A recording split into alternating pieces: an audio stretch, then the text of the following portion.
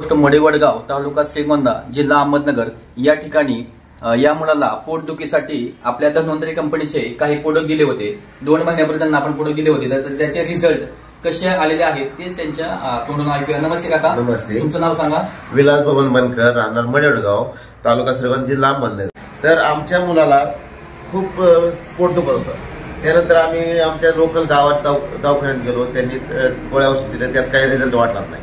त्यानंतर आम्ही पालवे म्हणून हॉस्पिटल नगर तिथं गेलो, त्यांनी इंडोस्कोपी केली, सोनोग्राफी केली, सगळेच चेक केलं तिथं, नंतर गोळ्या दिल्या, त्याच्यात काही फरक वाटला नाही।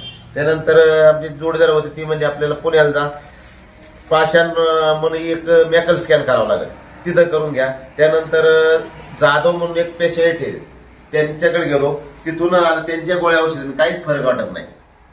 नंतर आम्हाला एक असेच दुखत आहे म्हणजे कुणी सांगायचं की याच्याकडे जाते, एक म्हणले की यवतला एक हॉस्पिटल आहे, तिथं जाऊन या। त्यानंतर तिथं आम्ही जाऊन आलो। त्यानंतर त्यांनी आम्हाला गोळ्या औषध दिले ना, 100% गुण पडला। धन्वंतरी आपण या मुलाला धन्वंतरी कंपनीचे प्रोडक्ट इम्युरिच, झायमुरिच, ओरॅक 99K हे प्रोडक्ट दिले होते। या मुलाला पोटदुखीच्या असह्य वेदना होत होत्या, तो जरा पोट दुखायला लागला तो तसा गडगडा डोळायचा।